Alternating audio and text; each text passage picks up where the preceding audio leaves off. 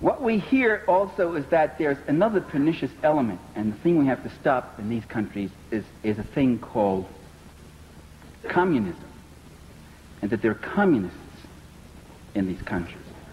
It's time, ladies and gentlemen, brothers and sisters, it's time we ask, what's a communist?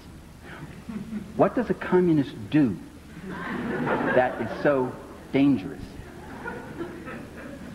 They would have us believe that communists merely hunger for power rather than wanting the power to end hunger. They would have us believe, well, the New York Times, let me refer to an editorial where they describe the undesirable and offensive Managua regime. By the way, these countries don't have governments, they have regimes. You'll see that in newspapers all the time. We have government. And I said to myself, what is undesirable and offensive about Managua? Is it the land reform program, where they took all that massive land owned by those few rich compradors and gave it out to the people who were starved for land? Is it the farm co-ops that they're setting up?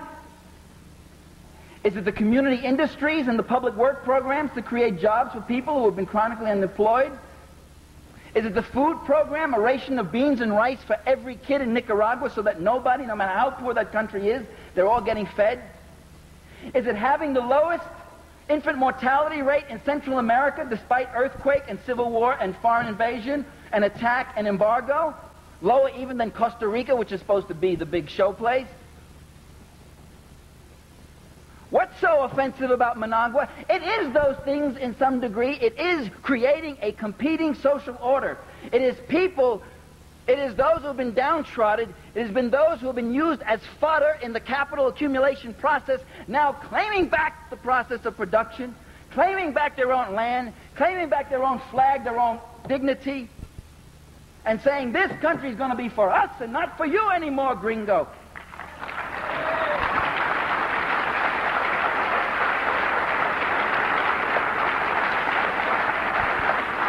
And that's the communist program, and that's what communists are. I had somebody up in Vermont say, she got up, and she was one of those trust funders who works on peace a lot, and she said, oh, sorry there. She said, people are saying that the Salvadoran guerrillas are communists, but they're not communists. They're just ordinary peasants. So why are we fighting them? The implication being that if they were communists, it would be okay to go in and pulverize them. And I pointed out that, well, look, at least in the FLM and the Front, there's at least 2 of those 5 groups, at least 2. I'm not sure about all of it, but at least 2 of them that would not deny the label communist. They would say, yo soy comunista, you know, they'd say it. And they would say it proudly. And what does it mean to be a communist? It means to fight and devote yourself to the people. If communists, if we leftists, if we Marxists, if we revolutionaries, if we progressives, if we all we want is to hunger for power, then why do we side with the powerless? Then why don't we toady up to power? Why don't we take the road of the Henry Kissingers and the Daniel Patrick Moynahans and the Ziggy Brzezinskis and the Eugene Rostows and the McGeorge Bundys, who toady up and mouth for power? When Henry Kissinger was made National Security Advisor for Richard Nixon, Nelson Rockefeller gave him $50,000 as a going-away present. As Nelson Rockefeller testified himself before the Senate committee when he was being appointed Vice President of the United States. And they asked, and the senators, well, they really went at Rockefeller really hard. They said, why'd you do that, Mr. Rockefeller? And Rockefeller said, well, giving's always been a tradition in our family. Giving. They cast their bread upon the waters and more came back, didn't it? He was saying to Henry Kissinger, Henry, I brought you out of Harvard.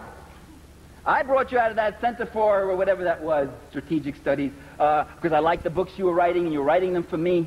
Henry, you remember you're going to go work for Tricky Dick, but you remember who you belong to. And that's what hungering for power is. It's climbing, like the political climbers and careers have done in every country in the world. And we on the left don't do that. We stand out in the rain We stand out on the picket lines. We put our jobs on the line. We risk our careers. In many cases, we even risk our physical safety and our lives in all sorts of countries. If it's power we want, why do we take such a circuitous route? If it's power Senator Garland wants, why is he standing back there? And 70 years standing like a legion.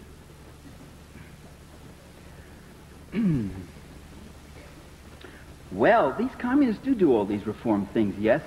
And liberal columnist Richard Cohen in the Washington Post says, and I think I've heard it about 800 times from different people, we ought to copy what the communists do. Why are we always on the wrong side? Why do we go into these countries and find ourselves on the side of the big landowners, the sweatshop owners, the big corrupt generals who run little prostitution rackets on the side and all that stuff? Then why are we with that element? Why don't we capture the hearts and minds of the people the way the communists do? Why don't we copy their techniques? What are their techniques? Well, communist techniques are very well known. Just the things we just said. They go into the village. They do land reform. They try to bring clean drinking water. They pay for the food they take. They try to help the people organize themselves. That's what they do.